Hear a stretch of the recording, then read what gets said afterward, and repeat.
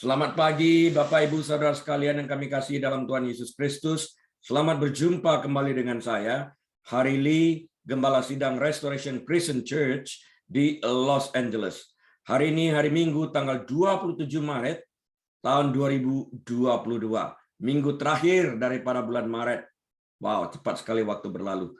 Dan hari ini kita akan membahas tinggal di dalam Kristus yang akan saya ambil dari Kitab Injil Yohanes, pasal yang ke-15, ayat yang pertama sampai dengan yang ke-6.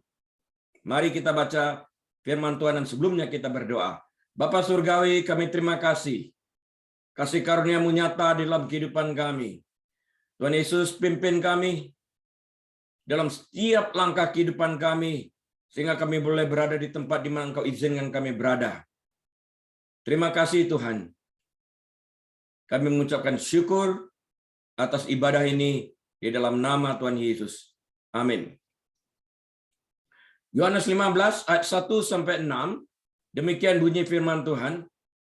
Akulah pokok anggur yang benar dan Bapakulah pengusahanya. Ayat 2. Setiap ranting padaku yang tidak berbuah dipotongnya. Dan setiap ranting yang berbuah dibersihkannya, supaya ia lebih banyak berbuah. Ayat 3. Kamu memang sudah bersih karena firman yang telah kukatakan kepadamu. Ayat 4.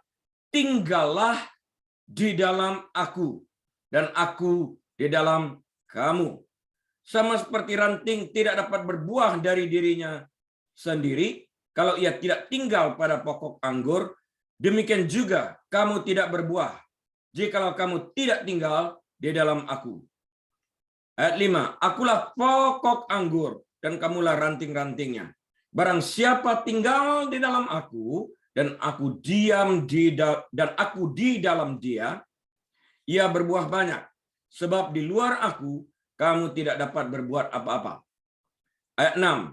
Barang siapa tidak tinggal di dalam aku, ia dibuang keluar seperti ranting dan menjadi kering. Kemudian dikumpulkan orang dan dicampakkan ke dalam api, lalu dibakar. Berbahagialah kita mendengarkan firman Tuhan. Haleluya. Kalau kita lihat, Yesus di dalam ayat 4 mengatakan, tinggallah di dalam aku.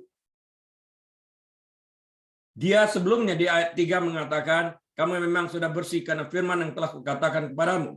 Jadi pada waktu kita telah dibersihkan oleh Tuhan Yesus, saat kita menerima kebenaran firman Tuhan, yaitu firman-Nya, saat kita diampuni, saat upah dosa kita dibayarkan oleh kuasa darahnya, kita dipulihkan, kita dibersihkan, kita disucikan. Dan Yesus mengajak agar kita tetap tinggal di dalam Dia, agar dengan demikian kita dapat berbuah dan menghasilkan buah yang tetap bagi kerajaannya.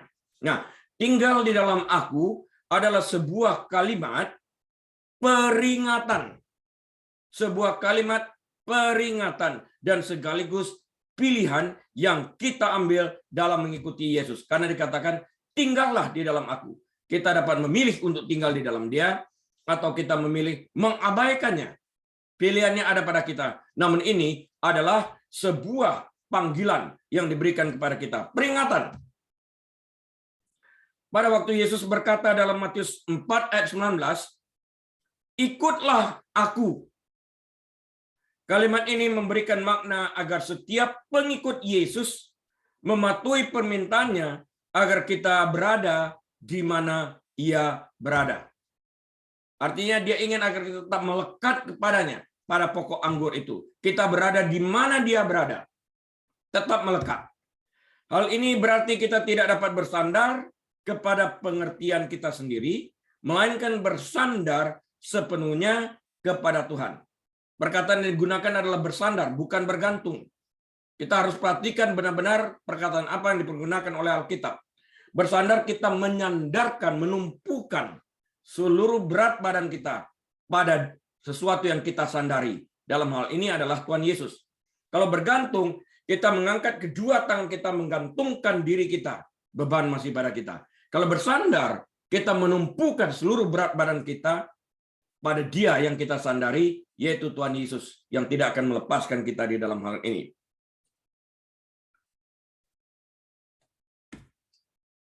Jadi kita harus bersandar sepenuhnya kepada Tuhan. Kita harus mengikuti, dalam arti kita harus mengikuti ajarannya, petunjuknya, keinginannya, dan agenda Tuhan itu sendiri. Itu artinya bersandar penuh kepadanya. Kita tidak mempergunakan kemampuan kita berpikir logika kita. Karena kalau kita lihat di dalam Alkitab, dalam waktu kita bersandar penuh, seringkali sesuatu yang kita lihat itu tidak masuk akal. Tapi itu yang terjadi. Misalnya dalam peperangan, Tuhan mengatakan, kelilingi tembok Yeriko 7 kali. Nggak masuk akal. Tapi mereka dengan iman bersandar penuh kepada apa yang Tuhan firmankan. Di dalam hal ini. Sudah barang tentu Tuhan juga memberikan logika kepada kita yang harus kita pergunakan dari waktu ke waktu. Tapi waktu Dia berbicara kepada kita harus taat kepada apa yang Dia sampaikan kepada kita, itulah iman. Kita juga harus terus-menerus memiliki relasi dengan Tuhan secara pribadi agar kita dapat mendengarkan suaranya dengan baik. Dengan demikian, ikutlah aku memberikan pengertian untuk senantiasa tinggal di dalam Dia. Karena mustahil kita dapat mengikuti Dia tanpa tinggal di dalam Dia, tanpa melekat kepadanya, tanpa berada di mana Dia berada. Dalam Yohanes pasal 15 ayat yang pertama tadi, yang telah kita baca bersama-sama tadi, Tuhan Yesus secara jelas berkata siapa Dia. Dia mengatakan, akulah pokok anggur, I'm the vine. Akulah pokok anggur yang benar, dan Bapakulah pengurusnya. Perhatikan di sini, akulah, perkataan aku ini. Tuhan Yesus secara jelas mengatakan siapa dirinya dan siapa kita sebagai pengikutnya. Aku pokok anggur dan kalian pengikut adalah ranting yang harus melekat kepadaku. Dia adalah pokok anggur dan kita ranting-rantingnya, dan Bapaknya adalah pengusaha kebun anggur itu. Keberadaan kita sebagai ranting harus selalu melekat pada pokok anggur tersebut. Jika kita sebagai ranting melepaskan diri dari pokok, kita tidak pernah akan dapat berbuah. Kita akan layu dan mati kering. Artinya, kalau kita melepaskan diri dari pengajarannya, kita melepaskan diri dari perintah-perintahnya, kita melepaskan diri dengan menggunakan akal budi sendiri, bersandar kepada diri sendiri, bersandar kepada Mesir, istilah Alkitab, artinya bersandar kepada dunia, kita akan menjadi kekeringan di dalam ini. Kita menjadi kering, layu, dan mati. Berapa sering itu terjadi di dalam kehidupan kita? Kita harus mengerti banget di dalam hal ini. Apakah kita hanya mau mengikuti Yesus pada keadaan senang, seperti kata Ayub, dalam keadaan susah kita meninggalkan Dia dan kita menjadi marah kepada Dia? Ataukah kita tetap setia dengan bersandar penuh kepada janji-Nya? Ini yang menentukan perjalanan iman itu. Semakin cepat kita bersandar, artinya semakin cepat kita berserah, semakin cepat kita melewati masa-masa sulit itu. Ucapan-ucapan, saya ulang, ucapan-ucapan yang kita ucapkan baik disengaja ataupun tidak selalu berasal dari hati. Jika kata-kata kita ini menentang apa yang dikatakan oleh Tuhan, janjikan oleh Tuhan, maka dengan demikian kita melepaskan dari firman-Nya, melepaskan diri kita dari firman-Nya, melepaskan diri kita dari ajarannya, melepaskan diri kita dari pokok anggur tersebut. Kita tidak akan memperoleh apa-apa, berbuah pun tidak. Apa yang Yesus maksudkan ketika Dia berkata, akulah pokok anggur yang benar dalam Yohanes 15 ayat 1 tadi. Akulah pokok anggur yang benar, katanya kan, adalah pernyataan terakhir dari 7 pernyataan akulah. Akulah. I am, ego aime. Ya, dalam bahasa Yunani-nya, ego aime. Ada 7 perkataan ego aime ini. Akulah dalam bahasa Indonesianya, atau I am, atau I exist di dalam hal ini. Yang diucapkan Yesus yang dicatat hanya dalam Injil Yohanes. Pernyataan I am, atau I exist, atau akulah, atau aku adalah, menunjukkan pada identitas dan tujuan ilahinya yang unik. Yesus berkata kepada teman-teman terdekat yang berkumpul di sekitarnya, akulah pokok anggur yang benar. Hal ini terjadi hanya sesaat sebelum Yudas mengkhianatinya. Yesus berkata bahwa ia adalah pokok anggur yang benar. Dia tahu apa yang dikerjakan Yudas. Yudas melepaskan diri dari pokok anggur ini. Lihat, hanya sesaat sebelum Yudas mengkhianatinya, ia berkata, akulah pokok anggur yang benar itu. Kita cabangnya, kita carangnya, kita ranting-rantingnya, dan harus melekat kepada dia. Nah, sebenarnya pada saat itu, pada saat Yesus mengatakan akulah pokok anggur yang benar ini, Yudas sudah meninggalkan ruangan di mana ia makan bersama Yesus untuk melaksanakan perbuatannya yang keji, yaitu setelah Yesus membasuh kaki murid-muridnya. Yang lalu kita sempat berbicara juga tentang Yesus membasuh kaki murid ini. Dia melayani, dia yang adalah Tuhan. Tuhan, majikan, Tuhan merendahkan dirinya, mengikat pinggangnya, tanda siap melayani, membasuh kaki murid-muridnya ini. Kaki, tempat melangkah, tempat mencapai tujuan, dipenuhi dengan debu, dipenuhi dengan dosa, dibersihkan, disucikan, dimaksudkan supaya kita melangkah ke tempat yang ia ingin kita pergi. Yudas melangkah ke tempat pengkhianatan. Setelah dibersihkan kakinya, Petrus dalam hal itu meminta, jangan hanya kakiku saja Tuhan, sekalian mandikan aku. Tuhan jawab, orang sudah mandi sudah bersih, tapi kakinya harus dibersihkan karena dia berjalan dengan mempergunakan kakinya. Di mana kita berada pada hari-hari ini? Penting banget.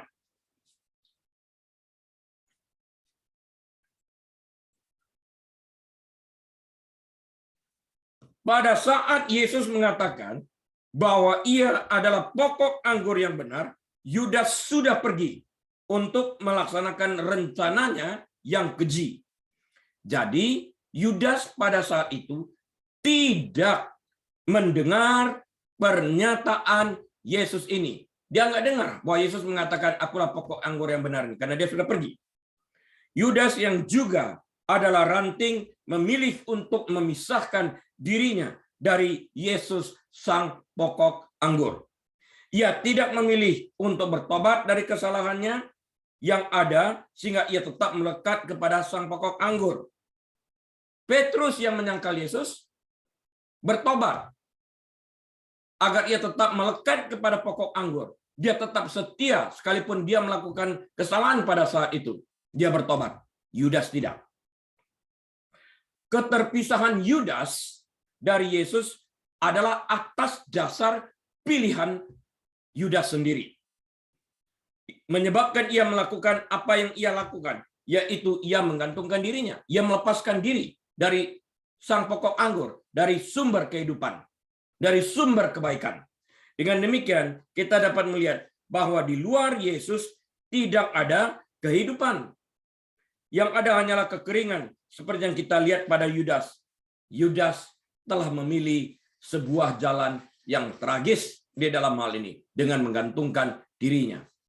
Yesus sedang mempersiapkan 11 orang muridnya yang tersisa setelah Yudas pergi untuk penyalipannya, mempersiapkan dirinya juga bukan hanya untuk penyalipannya, tetapi juga untuk kebangkitannya dan mempersiapkan mereka juga untuk kenaikannya ke surga. Dia baru saja memberitahu mereka bahwa dia akan meninggalkan mereka. Tertulis dalam Yohanes 14 ayat 2. Mengetahui betapa terganggunya perasaan mereka, Yesus memberi mereka metafora yang indah dari pokok anggur sejati ini sebagai salah satu dorongannya. Yesus ingin sahabat-sahabatnya, bukan hanya ke-11 muridnya yang tersisa setelah pengkhianatan Yudas, tetapi juga semua mereka yang mengenalnya dan ada bersama-samanya sejak awal, tahu dan mengerti bahwa dia tidak akan meninggalkan mereka, meskipun mereka tidak lagi menikmati kehadiran fisiknya, termasuk kita semua yang membaca kebenaran firman Tuhan hari ini. Radiasi energi kehidupan Tuhan Yesus, realitas spiritualnya, akan terus memelihara dan menopang mereka dan semua kita pada hari ini, sama seperti akar dan batang pohon anggur yang menghasilkan energi yang dapat memelihara dan menopang ranting-rantingnya sementara mereka mengembangkan buahnya. Sehingga buah tersebut menjadi matang, manis rasanya, dan dapat dinikmati oleh begitu banyak orang. Yesus ingin agar kita mengetahui bahwa meskipun kita tidak dapat melihatnya, kita terhubung erat dengannya, seperti ranting-ranting pohon anggur terhubung ke pokoknya, melekat erat. Hasrat kita untuk mengenal dan mengasihi Dia serta energi untuk melayani Dia akan terus mengalir ke dalam dan melalui kita selama kita tinggal di dalam Dia. Selama kita tinggal melekat kepada pokok anggur tersebut, sumber makanan, energi, kesejahteraan itu terus mengalir yang berasal dari pokok anggur, bukan dari dalam diri kita. Kita hanya menerima dan kita salurkan menghasilkan buah, yaitu buah roh yang banyak tertulis dalam Galatia 5 ayat 22-23. Jadi, syarat pertama dan terutama agar kita dapat terus-menerus berbuah bagi kerajaannya adalah agar kita sebagai ranting tetap melekat kepada Yesus, sang pokok anggur. Karena di luar Dia, kita akan mengalami kekeringan dan mati tanpa berbuah. Perhatikan baik-baik apa yang Yudas lakukan. Dan apa yang Petrus lakukan. Dua hal yang mengajarkan kepada kita. Kembali dan tetap melekat kepada pokok anggur itu. Seperti yang dilakukan oleh Petrus. Yesus melanjutkan untuk menghilangkan kesalahpahaman tentang apa yang Dia maksudkan dalam Yohanes pasal 15 ayat 4. Dia mengatakan bahwa tidak ada ranting yang bisa hidup, apalagi menghasilkan daun dan buah dengan sendirinya di luar pokok. Nggak ada sumber makanan, nggak ada sumber kehidupan, mati, kering, layu. Jika dipotong dari pokoknya, ranting akan mati. Sama seperti ranting-ranting pohon anggur bergantung pada penyambungan ke batang dari mana mereka menerima energi untuk menghasilkan buah, murid-murid Yesus bergantung pada penyambungan kepada Tuhan Yesus itu sendiri untuk kehidupan rohani mereka dan kemampuan untuk melayani Tuhan Yesus secara efektif. Buah yang kita hasilkan adalah buah roh.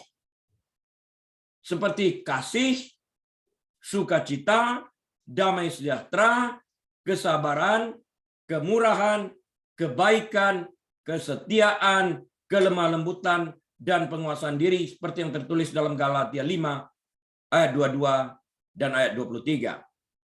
Sumber kehidupan dan buah rohani kita tidak ada dalam diri kita sendiri.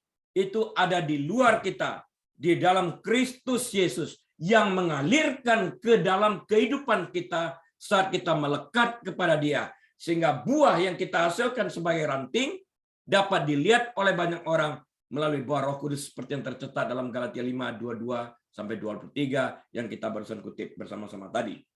Kita dapat hidup dengan benar dan melayani Dia secara efektif hanya jika kita terhubung dengan benar kepadanya dalam hubungan iman dan kasih kepadanya. Kemudian Yesus menggarisbawahi maksudnya lebih kuat lagi dengan mengatakan, di luar aku, kamu tidak dapat berbuat apa-apa. Perumpamaan tentang pokok anggur dan ranting-ranting ini bukanlah gambaran umum yang sembrono, yang asal-asalan, atau perumpamaan yang abal-abal. Bukan seperti itu. Kenyataannya adalah sangat nyata. Sangat jelas bahwa ranting untuk dapat berbuah harus melekat kepada pokoknya. Tidak ada orang percaya yang dapat mencapai sesuatu yang bernilai rohani terlepas dari Kristus Yesus. Tidak ada di dalam hal ini. Karena itulah kita harus bersandar penuh kepada Yesus dan firman-Nya dan tetap melekat kepada pokoknya, artinya setia kepada pengajarannya dan mengikuti perintahnya.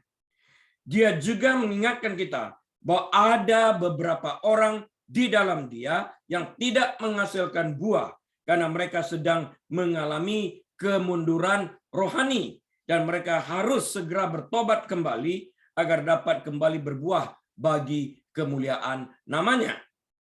semua ranting sejati yang melekat kepada pokoknya pasti menghasilkan buah. Sama seperti yang telah kita ketahui bahwa pohon yang baik akan menghasilkan buah yang baik juga. Demikian juga kita mengenali ranting-ranting yang tidak berbuah sebagai ranting yang tidak memiliki hubungan dengan pokok anggur sejati. Inilah sebabnya mengapa Yesus memberitahu kita, dari buahnya lah kamu akan mengenal mereka. Tertulis dalam Matius 7 ayat 16-20. Mereka yang tidak menghasilkan buah yang baik ditebang dan dibakar. Referensi di sini adalah untuk mereka yang murtad, yaitu mereka yang mengaku mengenal Kristus tetapi hubungannya dengan Dia tidak tulus. Yesus tidak memanggil mereka atau memilih mereka atau menyelamatkan mereka atau menopang mereka yang murtad karena mereka secara sukarela memisahkan dari Yesus sang pokok anggur. It means they choose to stay away from Jesus Christ and His teaching. That is a choice that people make. So they cannot bear fruit, they remain. Tapi pada masa judgment nanti, pada masa penghakiman, segala-galanya ini harus dipertanggungjawabkan. Karena itu saya mengajak agar kita bertobat dan tetap melekat kepada pokok anggur ini. Akhirnya, ranting-ranting yang tidak berbuah dikenal sebagai ranting-ranting yang tidak melekat kepada pokok anggur. Dan karena itu disingkirkan agar dapat bermanfaat, agar dapat memberikan manfaat bagi ranting-ranting yang lainnya. Jadi, kita bergantung sepenuhnya atau bersandar sepenuhnya. Kita sepenuhnya bersandar pada Yesus dalam segala hal. Mulai dari hidup kita sendiri. Sebab di dalam Dia kita hidup, kita bergerak, dan kita ada. Kisah Para Rasul 17 ayat 28. Dan termasuk pendamaian kita dengan Allah melalui Dia dalam Roma 5 ayat 10. Tidak seorang pun dapat melayani Allah secara efektif sampai ia terhubung dengan Yesus sang pokok anggur yang mulia itu melalui iman. Yesus adalah satu-satunya hubungan kita dengan Allah Bapa yang memberi kita hidup dan yang menghasilkan di dalam kita kehidupan yang berbuahkan kebenaran dan kemampuan untuk melayani. Apa artinya tinggal di dalam Kristus? Artinya apa? Kita bahas lagi. Tinggal di dalam Kristus berarti untuk selalu hidup. Artinya terus-menerus, bukan musiman. Bukan musiman. Kalau di Indonesia kita banyak musimnya. Musim salak, musim durian, musim jeruk, musim duku, musim langsat, musim apa aja. Nah, tinggal di dalam Kristus ini bukan musim-musiman.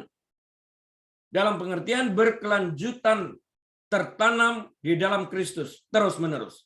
Jadi tinggal dalam Kristus berarti hidup di dalam Dia atau tetap di dalam Dia tanpa terpisah sama sekali.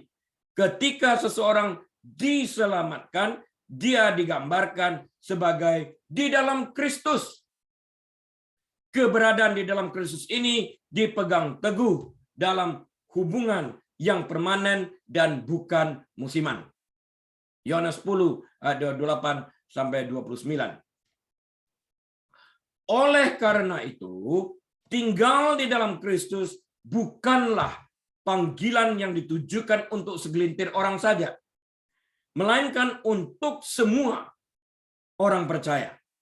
Perbedaan antara mereka yang tinggal di dalam Kristus dan mereka yang tidak tinggal di dalam Kristus adalah perbedaan antara mereka yang diselamatkan dan mereka yang tidak diselamatkan. Tinggal di dalam Kristus diajarkan dalam 1 Yohanes 2 ayat 5-6 yang sinonimnya dengan mengenal Kristus ayat 2 dan 3. Kemudian di pasal yang sama Yohanes menyamakan tinggal di dalam Bapa dan Anak dengan memiliki janji hidup yang kekal. 1 Yohanes 2 ayat 24 dan 25.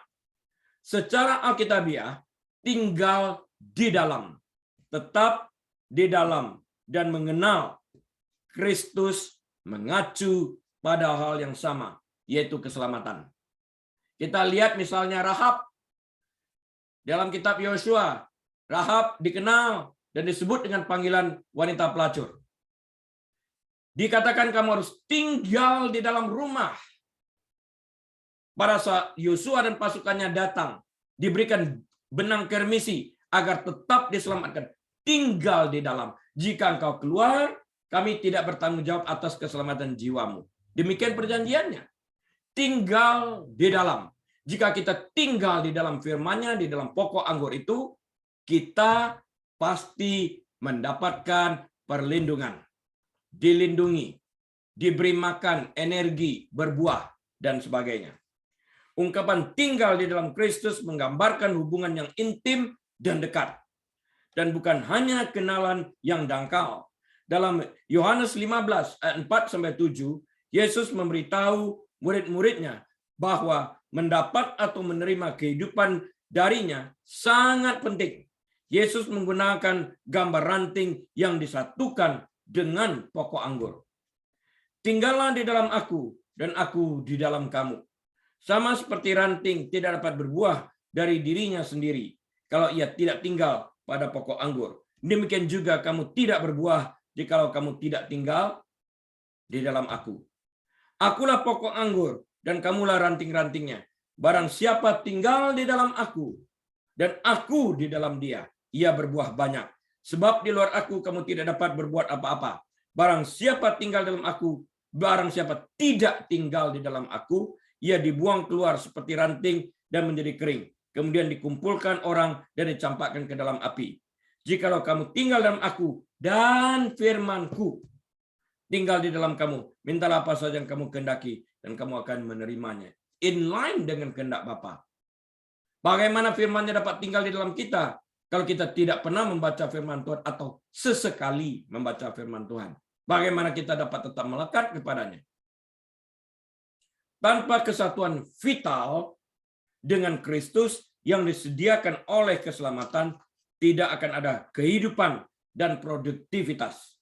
Di bagian lain, Alkitab menyamakan hubungan kita dengan Kristus dengan hubungan tubuh dengan kepala. Satu kesatuan penting lainnya. Beberapa orang menafsirkan peringatan Yohanes pasal 15 ayat 6, cabang yang tidak tinggal pada pokok anggur akan dibuang dan dibakar ini. Mereka menafsirkan sesuatu yang berarti bahwa orang Kristen selalu dalam bahaya kehilangan keselamatan mereka. Mereka menafsirkan seperti itu. Apakah benar demikian?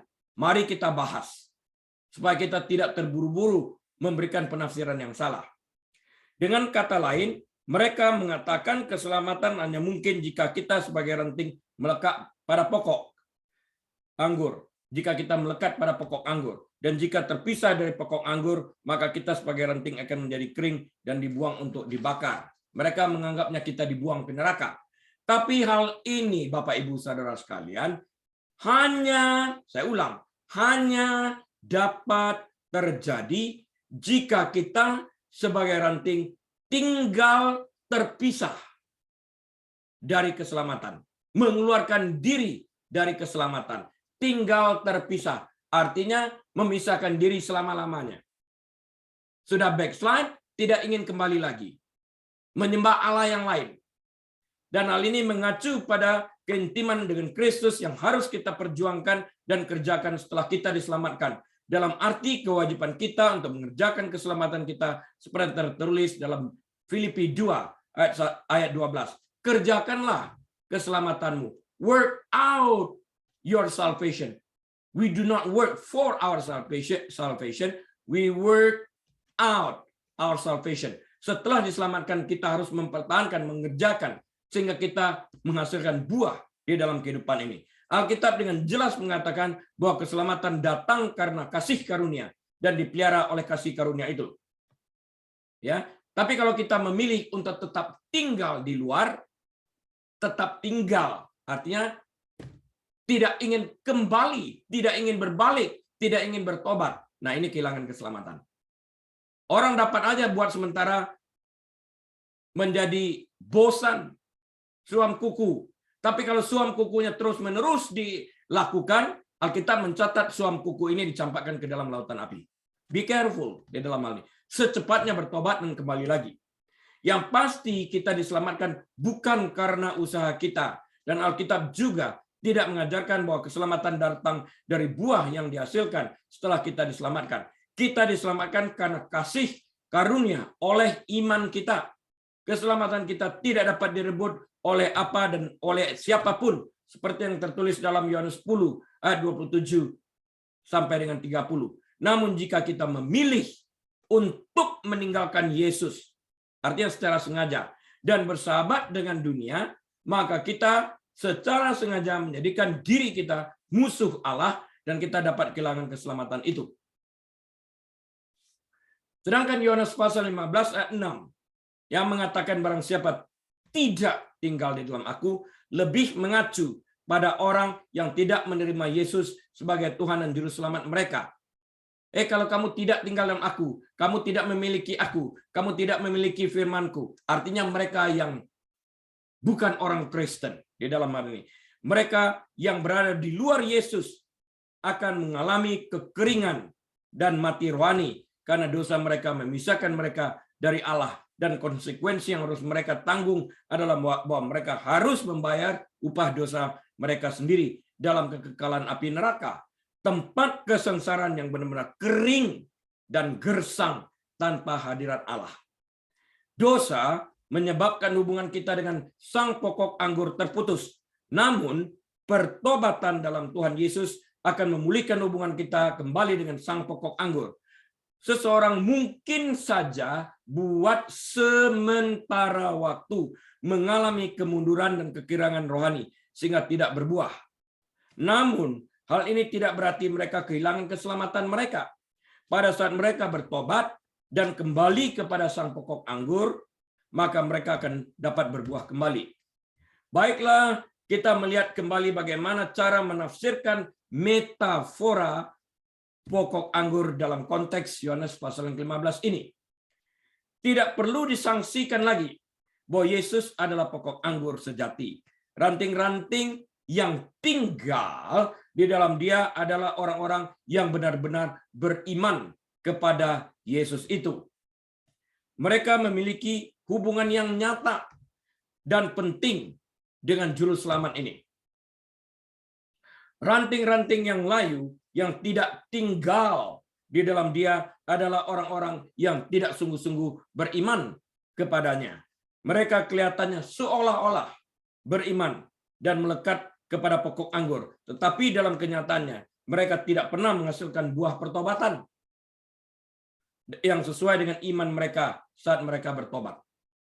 Pikirkan baik-baik, kita harus melekat. Jadi pada waktu masalah datang, angin ribut datang, kita tetap harus melekat kepada pokok anggur itu, kepada batangnya. Jangan sampai kita meninggalkan dan mengikuti alam pikiran kita, kehendak kita, naluri kita, emosi kita. Ini hanya menunjukkan bahwa kita tidak bersandar kepada Tuhan itu. Pada akhirnya, orang-orang yang berpura-pura akan terlihat apa adanya. Tuhan tidak dapat dimanipulasi. Apalagi, we cannot gaslight God. Kita tidak dapat memanipulasikan Tuhan. Yaitu orang-orang yang tidak memiliki ikatan otentik dengan Yesus akan terlihat kepura-puraan mereka. Untuk sementara, baik Petrus maupun Yudas tampak identik dalam perjalanan mereka bersama Yesus Kristus ini. Tetapi Petrus terikat kepada pokok anggur, sedangkan Yudas tidak. Yohanes menjelaskan kembali prinsip cabang yang layu dalam 1 Yohanes pasal yang kedua, ayat yang ke-19. 1 Yohanes 2 ayat 19. Memang mereka berasal dari antara kita, tetapi mereka tidak sungguh-sungguh termasuk pada kita. Sebab jika mereka sungguh-sungguh termasuk pada kita, niscaya mereka tetap bersama-sama dengan kita. Tetapi yang itu terjadi supaya menjadi nyata bahwa tidak semua mereka sungguh-sungguh termasuk pada kita. Salah satu bukti keselamatan adalah ketekunan atau tinggal terus-menerus dalam Kristus. Orang-orang yang diselamatkan akan melanjutkan perjalanan mereka bersama Kristus. Artinya, mereka akan tinggal atau tetap tinggal di dalam Dia. Tuhan akan menyelesaikan pekerjaannya di dalam mereka. Dan mereka akan menghasilkan buah untuk kemuliaan nama Tuhan. Mereka yang murtad, berpaling dari Kristus, atau gagal untuk tinggal hanya untuk menunjukkan kurangnya iman mereka yang menyelamatkan. Iman kepada Kristus, iman kepada Kristuslah satu-satunya yang menyelamatkan kita. Kita dapat berubah sesaat kepadanya, backslide. Tetapi hal ini bukan berarti pada saat itu juga kita kehilangan keselamatan kita. Tetap tinggal dalamnya adalah salah satu tanda keselamatan.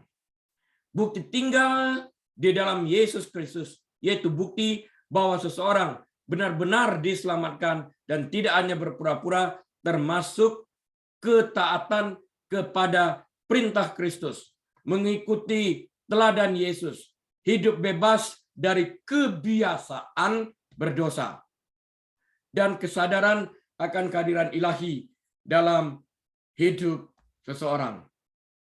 Berapa sering kita mengatakan atau mendengar seseorang berkata, ya Tuhan mengertilah. Tuhan mengerti, betul, tertulis dalam firman Tuhan. Tetapi yang kita lakukan itu tidak membebaskan kita dari konsekuensi kejahatan kita, dari konsekuensi mocking Tuhan. Jika kita tahu, kita tetap melakukannya, kita tahu sesuatu salah, kita tetap melakukannya, kita memutuskan hubungan kita dengan Tuhan dengan jalan mocking Tuhan. Ini bahaya. Yohanes 15 ayat 5 sekali lagi berkata, akulah pokok anggur dan kamulah ranting-rantingnya. Barang siapa tinggal di dalam aku dan aku di dalam dia, ia berbuah banyak. Sebab di luar aku, kamu tidak dapat berbuat apa-apa. Apa artinya menjadi seorang Kristen yang berbuah? Alkitab sering menggunakan metafora buah untuk menggambarkan hasil hidup kita. Dari buahnya lah kamu mengenal mereka. Tadi kita baca misalnya. Buah bisa baik atau juga bisa buruk. Roma 7 ayat 5 mengatakan, sebab waktu kita masih hidup di dalam daging, hawa nafsu dosa yang dirangsang oleh hukum Taurat bekerja dalam anggota-anggota tubuh kita agar kita berbuah bagi maut. Namun orang Kristen tidak lagi hidup bagi dirinya, karena Rasul Paulus secara jelas mengatakan dalam Galatia 2 ayat 20, namun aku hidup, tetapi bukan lagi aku sendiri yang hidup, melainkan Kristus hidup di dalam aku. Dan hidupku yang kuhidupi sekarang di dalam daging adalah hidup oleh iman dalam Anak Allah yang telah mengasihi aku dan menyerahkan dirinya untuk aku. Luar biasa ini ayat. Buah adalah hasil langsung dari apa yang menguasai hati kita. Karena Alkitab mencatat, dari hati timbul segala pikiran jahat. Pikirkan baik-baik. Dari hati timbul segala pikiran jahat. Termasuk keinginan untuk melanggar firman Tuhan. Sekalipun kita tahu itu adalah dosa. Tuhan tahu. Ini sengaja menyalibkan Yesus lagi. Buah dari kehidupan yang tidak diserahkan kepada Yesus termasuk percabulan. Termasuk dalamnya itu pornografi, kecemaran, hawa nafsu, penyembahan berhala, termasuk menyembah diri sendiri, sihir, perseteruan, perselisihan, iri hati, amarah, kepentingan diri sendiri, percideraan, roh pemecah, kedengkian, kemabukan, pesta pora, dan sebagainya. Dan banyak lagi tindakan jahat lainnya. Sebaliknya, jika kita sebagai orang Kristen sungguh-sungguh, yang tadi tertulis dalam Galatia 5 ayat 19-21 ya. Sebaliknya, jika kita sebagai orang Kristen sungguh-sungguh hidup oleh iman dalam Yesus Kristus, maka kita tidak lagi akan berbuah bagi maut. Seperti ketika kita hidup di luar Kristus. Dengan demikian, Kristus yang hidup dalam kehidupan orang Kristen akan menghasilkan buah roh seperti yang tertulis dalam Galatia 5 ayat 22-23, yaitu kasih, sukacita, damai sejahtera, kesabaran, kemurahan, kebaikan, kesetiaan, kelemah lembutan, penguasaan diri. Tidak ada hukum yang menentang hal-hal ini. Kalau kita melakukan kejahatan, ada hukum yang menentangnya. Kalau kita melakukan kebaikan, tidak ada hukum yang menentang kebaikan.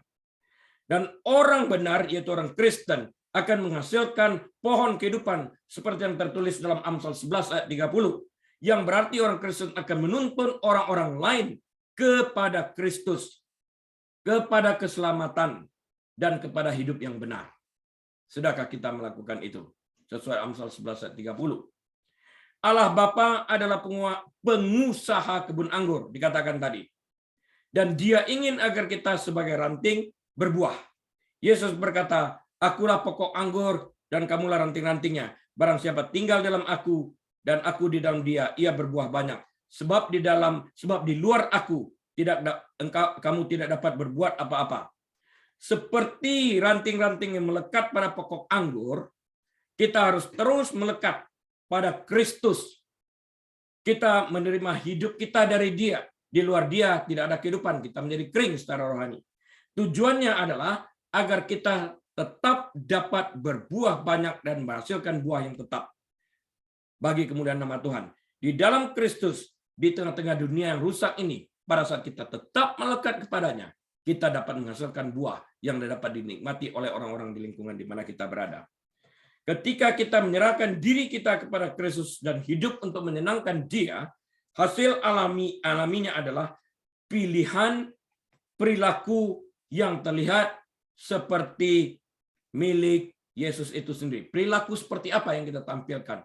Kita memilih yang serupa dengan apa yang kita lihat pada Yesus. Yesus telah mengatakan secara jelas bahwa pengikut Kristus yang sejati akan dikenali dari buahnya. Dari buahnya lah kamu akan mengenal mereka. Dapatkah orang memetik buah anggur dari semak duri atau buah ara dari rumput duri?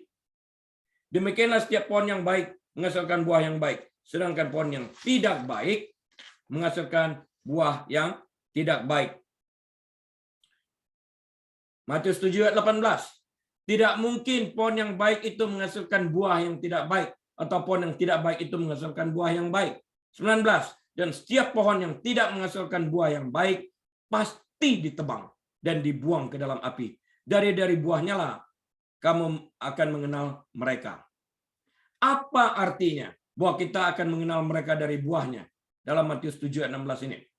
Pernyataan dari buahnya lah kamu akan mengenal mereka adalah bagian dari ajaran Yesus tentang mengenali pengikut sejati dan menghindari nabi palsu, guru palsu, dan segala pengajaran mereka. Dimulai dengan ayat 15 yang berkata sebagai berikut dalam Matius 7 ayat 15. Waspadalah terhadap nabi-nabi palsu yang datang kepadamu dengan menyamar sebagai domba, tetapi sesungguhnya mereka adalah serigala yang buas. Perkataan waspada ini ditujukan kepada seluruh orang percaya karena guru-guru dan nabi-nabi palsu telah menyusup masuk ke gereja dengan segala pengajaran mereka yang menyesatkan. Perkataan waspada ini juga mengingatkan kita sekalian sebagai orang percaya untuk tidak menerima mentah-mentah apa yang diajarkan hari-hari ini di gereja.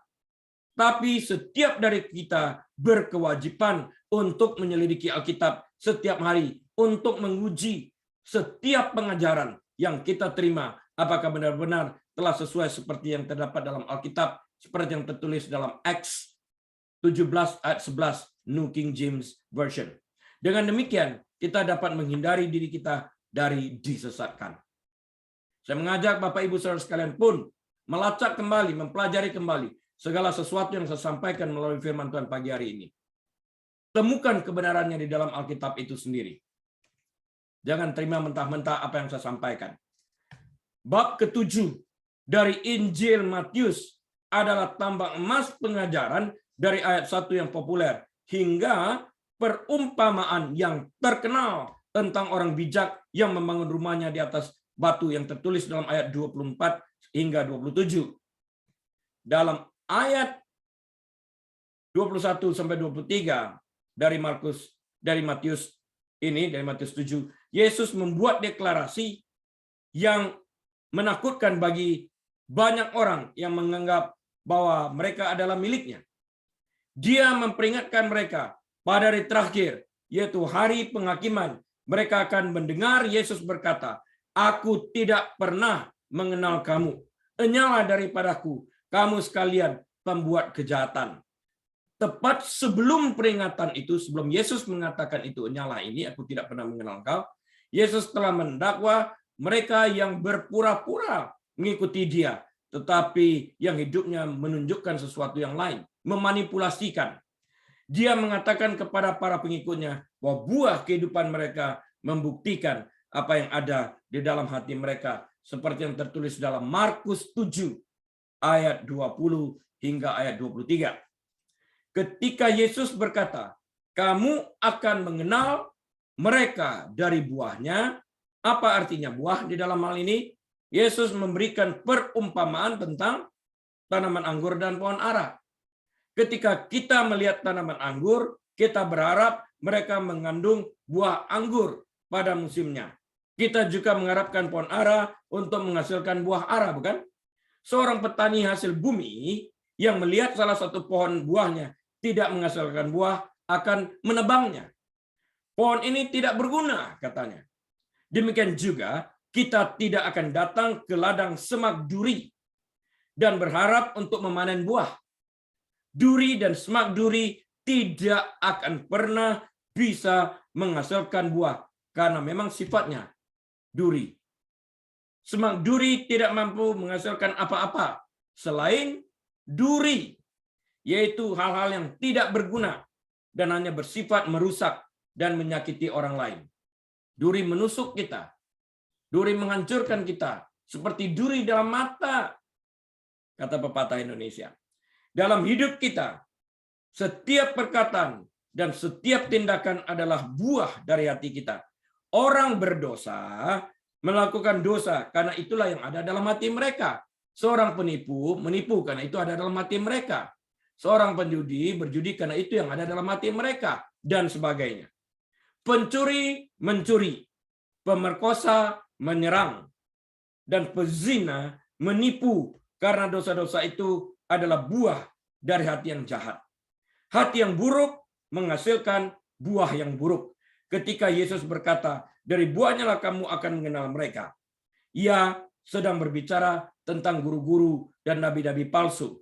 Yesus memberi kita panduan untuk mengidentifikasikan mereka. Nabi palsu, guru-guru palsu, pembicara kebohongan akan memiliki tindakan yang sesuai dengan pesan sesat mereka. Sama seperti pesan mereka yang anti Tuhan, demikian juga pekerjaan mereka akan menunjukkan anti Tuhan. Mereka akan tersesat dari jalan kebenaran. Ketika kita bertobat dari dosa dan menerima Yesus sebagai Tuhan dan Juru Selamat atas hidup kita, Yesus mengubah hati kita.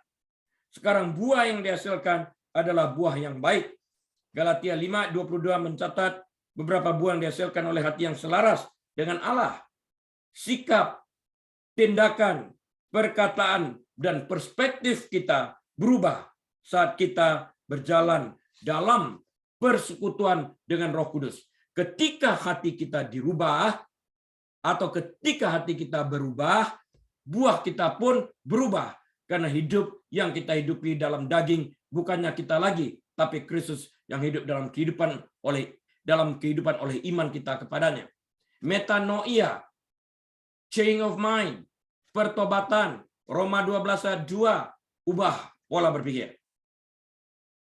Kain menolak ini. Kuasai dosamu, ubah cara kamu berpikir. Kain menolak, tetap dia bunuh Habil. Banyak nabi dan guru palsu telah datang dan pergi. Dan banyak dari mereka hidup dalam dosa yang terang-terangan saat mengkhotbahkan mereka. Contoh, Jim Jones. Dia adalah seorang American cult leader. Penyesat terbuka di Amerika. secara terbuka terlibat dalam perzinahan, penggunaan narkoba, dan kata-kata kotor. David Koresh, masih ingat? Memiliki istri, anak di bawah umur, yaitu anak yang berusia 11 tahun. Guru-guru palsu sering menunjukkan buah amoralitas seksual, keserakahan, materialisme, kerakusan, dan dosa-dosa lainnya, sambil membenarkan perilaku mereka dan mengangkat diri mereka sendiri sebagai sesuatu yang suci. Sayangnya, banyak orang selama bertahun-tahun telah ditipu untuk mengikuti karakter seperti itu dan bergabung dengan mereka untuk membenarkan dosa yang mereka cintai. Andai saja mereka mengindahkan peringatan Yesus bahwa kamu akan mengenal mereka dari buahnya, tentu mereka tidak akan mudah terjebak dalam penyesatan mereka. Tidak peduli seberapa baik atau meyakinkan seseorang terdengar, jika dia tidak menghasilkan buah yang baik sesuai dengan pertobatan, namun jika dia menghasilkan buah yang buruk, pesan tersebut harus dihindari. Tidak peduli seberapa baiknya apa yang disampaikannya itu terdengar. Jika dia tidak menghasilkan buah yang baik, namun dia menghasilkan buah yang buruk, maka pengajarannya harus dihindari.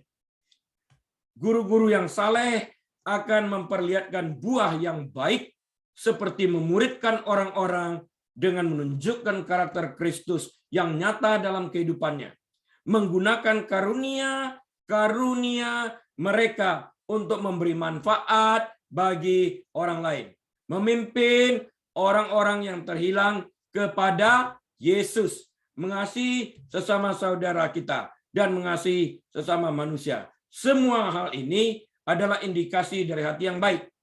Seringkali orang mengaku beriman kepada Yesus sebagai juru selamat, tetapi itu hanyalah sebuah pengakuan tanpa iman yang nyata. Beberapa kelompok agama menekankan pentingnya pembaptisan, pengukuhan, atau upacara-upacara keagamaan lainnya yang dianggap menjamin masa depan seseorang di surga, tapi mengabaikan sepenuhnya buah pertobatan yang sesuai dengan pertobatan mereka. Apa gunanya? Tetapi seiring berjalannya waktu, buah yang dihasilkan dalam kehidupan seperti itu tidak terlihat seperti apa yang secara jelas ditentukan dalam Alkitab. Kuduslah kamu, sebab aku kudus.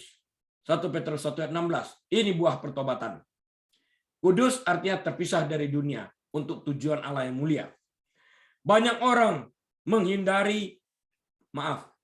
orang menghadiri kebaktian gereja, tetapi menghabiskan sisa waktu mereka hidup sepenuhnya untuk diri mereka sendiri.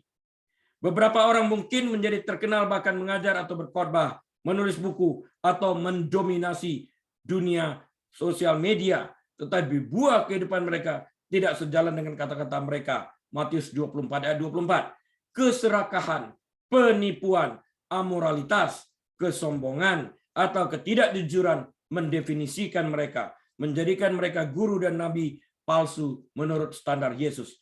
Meskipun kita tidak pernah bisa mengetahui isi hati orang lain, kita dapat membuat penilaian yang bijak tentang orang lain dengan mengamati buah kehidupan mereka secara teratur. Kita semua tersandung dari waktu ke waktu. Namun ketersandungan dan kesalahan yang kita perbuat ini bukanlah tujuan akhir kita. Yang penting dan terpenting adalah kita sesegera mungkin bertobat dan membuat perubahan dengan menghasilkan buah yang sesuai dengan pertobatan kita. 1 Yohanes 3 ayat 4-10 memperjelas bahwa mereka yang mengenal Tuhan tidak akan melanjutkan gaya hidup yang menghasilkan buah yang tidak baik. Mereka berhenti melakukan yang tidak baik. Kita telah diubahkan dan buah dari kehidupan kita adalah bukti dari transformasi itu sendiri. Pohon apel tidak pernah menghasilkan pisang dan tanaman stroberi tidak pernah menghasilkan buah ara. Fakta alam ini juga berlaku di alam spiritual. Kita dapat mengidentifikasi mereka yang hatinya telah ditebus oleh buah yang kita lihat dalam kehidupan mereka. Ada banyak cara agar orang Kristen dapat berbuah. Kesuburan sejati dimulai di dalam hati dengan buah roh. Buah batin itu mempengaruhi tindakan lahiriah. perkataan, dan kegiatan kita akan memuliakan Tuhan. Dan kehendak Tuhan tercapai. Kehendak Allah adalah mengubah kita menjadi serupa dengan gambar Kristus dan membuat kita berbuah seperti Dia. Dalam kesetiaan kita kepadanya, kita ingin ditandai dengan perbuatan baik, kerendahan hati, dan mudah mengampuni. Closing statement saya, summary, kita sekalian harus selalu siap untuk mempertanggungjawabkan harapan yang ada pada kita kepada tiap-tiap orang yang meminta pertanggungan jawab itu dari kita. 1 Petrus 3:15. Kita ingin menjadi tanah yang baik, yang subur, yang gembur, yang Yesus bicarakan dalam perumpamaan tentang penabur dalam Matius 13 ayat 3-9. Hasil dari kesuburan rohani adalah bahwa Tuhan dimuliakan, kita bertumbuh, dan orang lain mengenal Kristus. Ini adalah kesuburan tertinggi bagi seorang anak Tuhan. Dan ini hanya dapat dicapai jika kita tinggal di dalam Kristus Yesus. Amin. Bapa Surgawi, kami mengucapkan syukur dan terima kasih atas kebaikan Engkau. Firman-Mu telah taburkan ya Tuhan. Hamba-Mu telah berhenti berbicara. Namun biarlah firman itu boleh bertumbuh dan menghasilkan buah sesuai dengan firman Tuhan 100 kali, 60 kali, atau 30 kali ganda. Terima kasih Tuhan. Jemaat yang dikasihi Tuhan, mari angkat tangan kita, buka hati, dan terimalah berkat dari Allah Bapa. Kiranya Bapa Surgawi menyinari wajahnya terhadap kita sekalian, menuntun kita di jalan yang benar, membawa kita dan membaringkan kita di padang yang berumput hijau, membimbing kita ke area yang tenang, menyediakan makanan bagi kita di hadapan lawan kita, serta mengurapi kepala kita dengan minyak, sehingga piala kita penuh melimpah. Biarlah Bapa Surgawi sendiri mengangkat engkau, sehingga engkau menjadi kepala, bukan ekor, naik dan tidak pernah turun. Diberkati engkau saat engkau masuk, diberkati engkau saat engkau keluar, diberkati bakulmu, diberkati tempat adonanmu, diberkati kandunganmu, diberkati pekerjaanmu, diberkati pelayananmu, diberkati rumah tanggamu, diberkati pernikahanmu. Biarlah segala sesuatu yang engkau kerjakan, Tuhan sendiri yang membuat berhasil.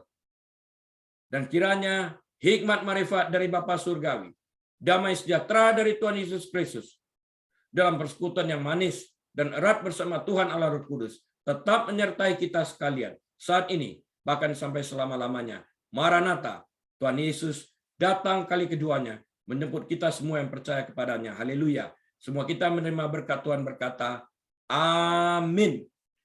Baik, Bapak Ibu Saudara sekalian, sampai berjumpa kembali minggu depan atas seizin Tuhan.